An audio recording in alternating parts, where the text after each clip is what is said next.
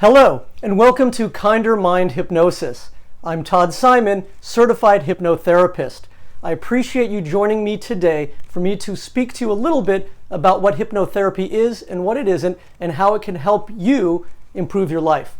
First of all, I'm really honored to speak to you, and I want to honor that place within you that is watching this, because it's a place within you that is clearly interested in how to live a happier existence. So if you want to take a moment and honor that within yourself, that would be great. So I want to explain a little about what hypnotherapy is, what it isn't, and how it could help you in your life. So first, in order to explain that, I need to explain how the brain works and why hypnosis and hypnotherapy is so effective. To do that, I'll first explain the brain itself. Our brain has evolved over millions of years from the first species to now, and there's a part of our brain, the primal mind, that still exists within our brainstem that had been there from the beginning. And as we evolved, we grew a brain around that primitive mind, and that primitive mind still exists in our brain. You've probably heard the term primitive mind, perhaps in high school biology. It's that place that creates that fight or flight or that freeze event that happens in our mind. And the reason why it was there initially was to create survival for our species, for the individual and the species at large.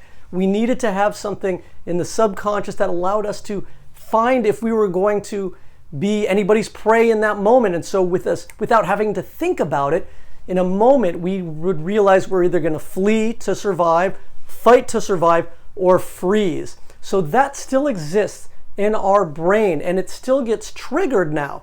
Now, the issues that created in the first place aren't really there. We're at the top of the food chain. It's unlikely that we're going to go to the supermarket and have this all of a sudden fear that someone's trying to eat us. It doesn't happen, but it's triggered in other ways, because now instead of just our physical body and species that we're protecting to survive, we now have identities that we want to survive and protect. So for example, let's say you're just told at your work that you need to speak to a large audience to present something. And all of a sudden you start getting frightened and you start sweating, your breathing changes, you have a physical reaction.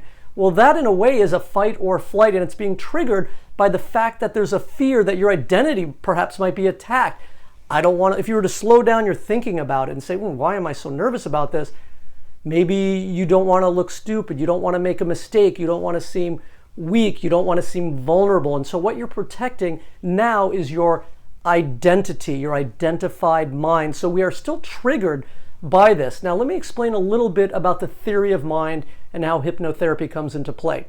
So we've got this primitive mind, and from about birth to 8, we are like sponges. You see kids just absorbing everything and imitating everything we see at that age. You could even see on YouTube kids that are speaking like adults, doing adult things, dancing like adults, because at that age we are sponges. We are absorbing everything and imitating it. But what we're also doing is creating associations at that age, which is why it's so important to really be mindful of what we present to our children, because they don't have the ability to judge and differentiate. They just absorb and mimic.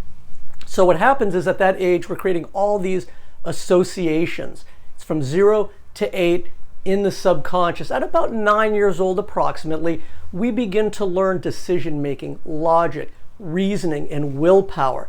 And now we've got sort of these two minds, this decision making, logic, reasoning, which is the conscious mind, and now there's this subconscious mind. And in order to protect the subconscious mind, which we'll call knowns, these are the things we know we want to protect, there's this critical filter that's created between the conscious mind and the subconscious mind. And this critical filter acts to protect these knowns and automates them so we don't have to think about it, so we can live in this conscious mindset.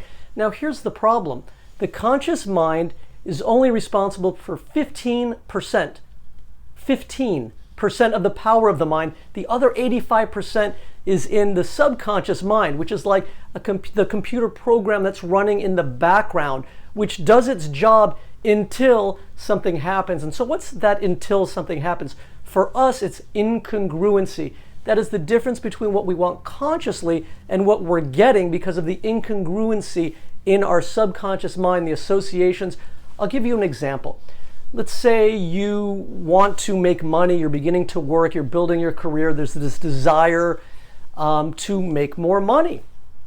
But what you're finding is you're coming against resistance, and every time you make money, you seem to lose it. You sabotage yourself. Well, here's what happens. Let's say you grew up the same person, and growing up saw your parents always arguing about money. Anytime there was money, they'd be fighting. And so as that 0 to 8-year-old, you created an association. Money equals fighting. So negative association with that. And then that gets sort of, put into the knowns, into the subconscious, filtered. So here's what happens is this thought, this conscious thought, I want to make more money, it searches the subconscious without you knowing it. It searches out for information about money and what's your relationship with it. And when the relationship is, negative, money equals quarreling and fighting, it kicks that thought, I want to make more money, out. And so it doesn't accept it, which is why you don't create it. And so in order to create a congruency between what you want in your life, in your conscious mind, and the subconscious associations, we go in to the subconscious mind by using hypnosis, by being able to have that critical filter separating the conscious and the subconscious. We loosen it, we massage it, we relax to the point where we can go in safely to the subconscious mind and create new associations for you. So in this particular example, we go in through hypnosis and techniques, which I could explain if we book a session, or if you have any questions, let me know by writing to me or calling me. But we go through hypnosis into the subconscious mind and we create new associations based on the ones that you consciously want. So we go in, we create associations positively. We desensitize the old ones about money equaling problems, so that the automated part of the mind now subconsciously is that, money's good, money's going to be an end to a means, and it's something I want to attract. You don't have any things that stop you now from getting money. So that's a little bit how the power of the mind, in the theory of the mind, works, and how hypnosis can go in and help you create a congruency between the 85% subconscious that kind of runs the show and the 15% that wants certain things that it may not be getting in life. That's a very simplistic answer. I get much more detail in a session. I explain a lot more. If you have any questions, please feel free to write to me, Todd at kindermindhypnosis.com, or call area code 424 and then mind, M-I-N-D, 411. Thank you again for taking the time for yourself, for learning a little bit new information perhaps about hypnosis and hypnotherapy. And just know that I'm here for you for any questions. Thank you.